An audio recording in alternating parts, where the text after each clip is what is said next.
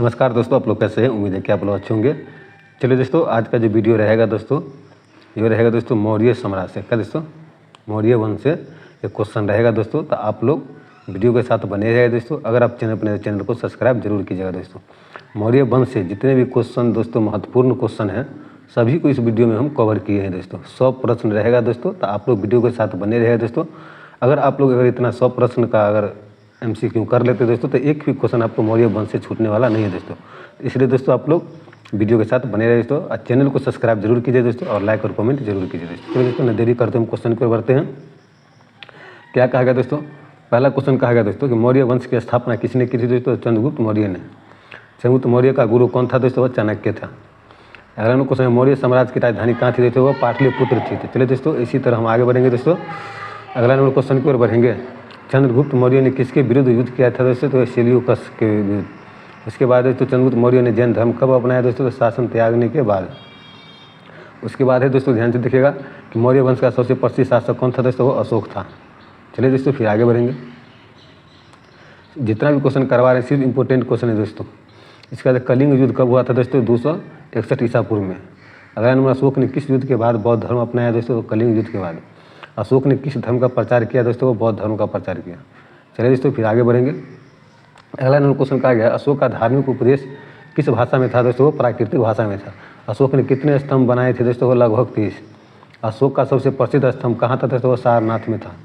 चलिए दोस्तों, फिर आगे बढ़ेंगे।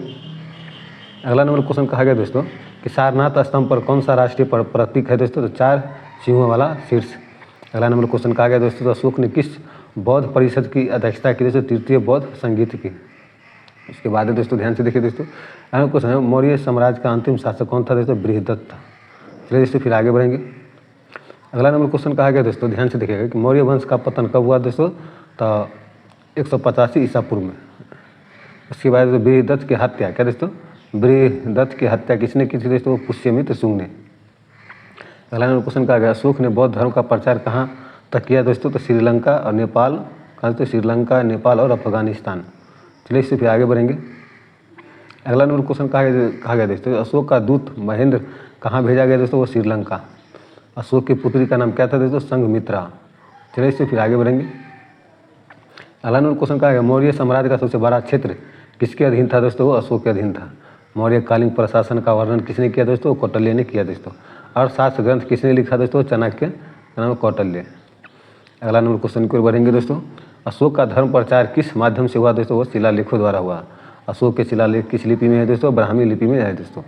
अगर उत्तर पश्चिम भारत में अशोक के शिलालेख किस लिपि में दोस्तों? खरोष्ठी लिपि में। चलिए इससे फिर आगे बढ़ेंगे। अगला नंबर क्वेश्चन कहा गया, अशोक के शिलालेख कहाँ से प्राप्त हुए दोस्तों? गिरिनार, धौली और कंधार आदि से। मौर्य काल में मुद्रा किस धातु की होती थी दोस्तों? चांदी की होती थी। अगला नंबर क्वेश्चन की ओर बढ़ेंगे दोस्तों। अगला नंबर क्वेश्चन कहा गया दोस्तों, मौर्य प्रशासन के प्रमुख अधिकारी कौन था दोस्तों? वो महामात्य था। अगला नंबर क्वेश्चन, अशोक के शिलालेखों की खोज किसने की दोस्तों? जेम्स प्रिंसेप ने। चलिए इससे फिर आगे बढ़ेंगे दोस्तों। अगला नंबर क्वेश्चन कहा गया, अशोक कौन सा ग्रीक राजा भारत आया था दोस्तों? वो मेगास्थनीज। मेगास्थनीज ने किस शासक के दरबार में समय बिताया दोस्तों? चंद्रगुप्त मौर्य के शासनकाल में। मेगास्थनीज का पुस्तक का नाम क्या था दोस्तों? वो इंडिका था। चलिए इससे फिर आगे बढ़ेंगे। अगला क्वेश्चन का है, मौर्य काल में न्याय व्यवस्था का प्रमुख अधिकारी कौन है? धर्माध्यक्ष। मौर्य काल की सेना में कौन प्रमुख अधिकारी था दोस्तों? सेनापति था।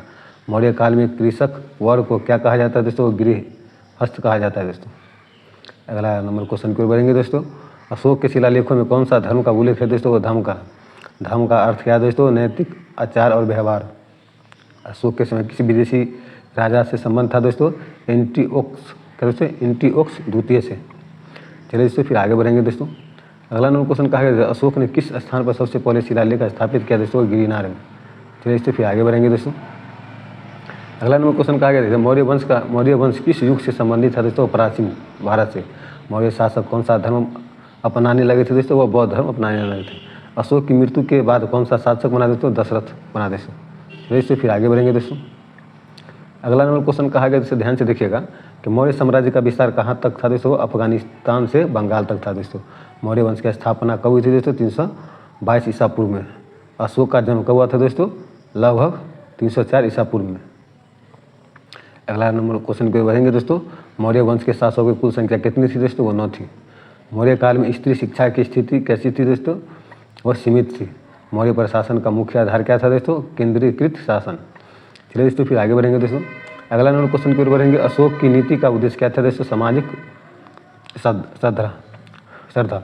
उसके बाद है दोस्तों अशोक के स्तंभों का निर्माण किस शैली में हुआ था दोस्तों? मौर्य वास्तुकला में हुआ था दोस्तों। फिर आगे बढ़ेंगे दोस्तों। अगला नंबर क्वेश्चन की ओर बढ़ेंगे दोस्तों कि अशोक के स्तंभ किस पत्थर से बनाए गए थे दोस्तों? चिकने बलुआ पत्थर से बनाए गए थे। अशोक के शिलालेखों में किसका उल्लेख नहीं है दोस्तों? वह बुद्ध के जीवन घटनाओं का नहीं है दोस्तों। चलिए दोस्तों फिर आगे बढ़ेंगे दोस्तों। अगला नंबर क्वेश्चन की ओर बढ़ेंगे। अगला नंबर क्वेश्चन कहा गया है अशोक ने पशु बलि पर क्या निर्माण लिया दोस्तों? प्रतिबंध लगाया। अशोक ने चिकित्सक सुविधा किसके लिए शुरू की दोस्तों? वो मानव व पशु दोनों के लिए शुरू की दोस्तों। अगला नंबर क्वेश्चन की ओर बढ़ेंगे दोस्तों। अगला नंबर क्वेश्चन कहा गया अशोक के आदेश का पालन करने के लिए कौन सा अधिकारी था दोस्तों? धर्म मात्र। अगला नंबर अशोक के बाद मौर्य साम्राज्य कमजोर क्यों हुआ दोस्तों? कमजोर उत्तराधिकारी का। अगला नंबर क्वेश्चन की ओर बढ़ेंगे दोस्तों। अगला नंबर क्वेश्चन कहा मौर्य सेना की मुख्य विशेषता क्या थी दोस्तों? विशाल आकार। अशोक के शासन में किस चीज़ पर बल दिया गया दोस्तों? अहिंसा पर बल दिया गया। अशोक के शासनकाल में क्या व्यवस्था अशोक के शासनकाल में कर व्यवस्था कैसी थी दोस्तों? नियमित और सुसंगठित। चलिए दोस्तों फिर आगे बढ़ेंगे दोस्तों। अगला नंबर क्वेश्चन कहा गया है मौर्य साम्राज्य में सबसे अधिक राजस्व कहाँ से आता था दोस्तों? कृषि से। अशोक की बौद्ध नीति का प्रभाव किस क्षेत्र में अधिक पड़ा दोस्तों? दक्षिण भारत और श्रीलंका में। चलिए दोस्तों फिर आगे बढ़ेंगे दोस्तों। अगला नंबर क्वेश्चन कहा गया दोस्तों अशोक के समय शिक्षा का प्रमुख केंद्र था दोस्तों? तक्षशिला था दोस्तों। मौर्य साम्राज्य की सीमा दक्षिण से कहाँ तक थी दोस्तों? कावेरी नदी तक। अशोक ने सबसे अधिक अभिलेख किस भाषा में लिखी दोस्तों? प्राकृत भाषा में लिखी दोस्तों। अगला नंबर क्वेश्चन को बढ़ेंगे दोस्तों। अगला नंबर क्वेश्चन कहा गया दोस्तों ध्यान से देखिएगा। अशोक की मृत्यु के बाद कौन सी गद्दी पर बैठा दोस्तों? कुणाल या दशरथ? अशोक जब मौर्य वंश का पतन किसने किया दोस्तों? पुष्यमित्र शुंग ने। मौर्य काल में विदेशों से आए यात्री कौन थे दोस्तों? मेगास्थनीज थे। चलिए दोस्तों फिर आगे बढ़ेंगे दोस्तों। अगला नंबर क्वेश्चन पर बढ़ेंगे। अगला नंबर क्वेश्चन का मेगास्थनीज किस देश से आया था दोस्तों? यूनान से। मौर्य शासक किस प्रकार का शासन प्रणाली अपनाते थे दोस्तों? केंद्रीकृत शासन। चलिए दोस्तों फिर आगे बढ़ेंगे दोस्तों। अगला नंबर क्वेश्चन कहा गया दोस्तों अशोक ने किस प्रकार के युद्ध का त्याग किया दोस्तों? दिग्गज युद्ध की। मौर्य काल में भूमि कर को क्या कहा जाता है दोस्तों? भाग कहा जाता है। मौर्य प्रशासन में नागरिक अधिकारी को क्या कहा जाता है दोस्तों? नगरक कहा जाता है। अगला नंबर क्वेश्चन के बढ़ेंगे दोस्तों। अगला नंबर क्वेश्चन कहा गया दोस्तों कि मौर्य वंश के दौरान व्यापार कैसा था दोस्तों? जल और थल मार्गों से। मौर्य काल में खजाने का प्रमुख अधिकारी कौन था दोस्तों? संहिता अध्यक्ष। अगला नंबर क्वेश्चन की ओर बढ़ेंगे दोस्तों। अगला नंबर क्वेश्चन कहा गया मौर्य साम्राज्य में सबसे लंबी अवधि का शासन किसने किया दोस्तों? अशोक ने किया दोस्तों। अशोक का शासनकाल कितना वर्ष का रहा दोस्तों? लगभग 37 वर्ष का रहा दोस्तों। मौर्य साम्राज्य का विस्तार किसके समय सर्वाधिक था दोस्तों? ये था दोस्तों अशोक के समय सबसे ज़्यादा सर्वाधिक था दोस्तों। मौर्यकालीन सेना की इकाई क्या थी दोस्तों? पैदल, घुड़सवार और रथ और हाथी थी दोस्तों। चलिए दोस्तों फिर आगे बढ़ेंगे दोस्तों। अगला नंबर क्वेश्चन कहा गया दोस्तों ध्यान से देखिएगा कि मौर्य शासन में दंड देने का कार्य किसका था दोस्तों? दंड अधिकारी का था। मौर्य काल में पशुपालन विभाग का अध्यक्ष कहलाता था दोस्तों पौरुषाध्यक्ष। अशोक का सबसे पहला शिलालेख कहाँ था दोस्तों? कालसी में। चलिए दोस्तों फिर आगे बढ़ेंगे दोस्तों।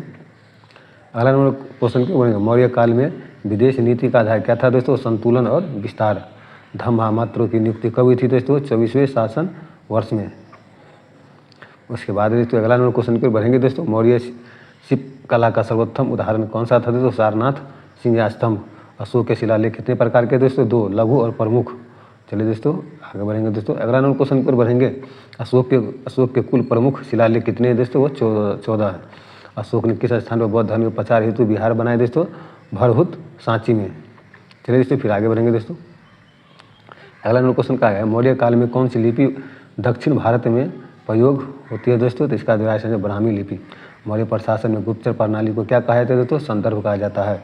अशोक ने किसे श्रीलंका भेजा था दोस्तों? बौद्ध धर्म प्रचार हेतु महेंद्र और संघमित्रा को।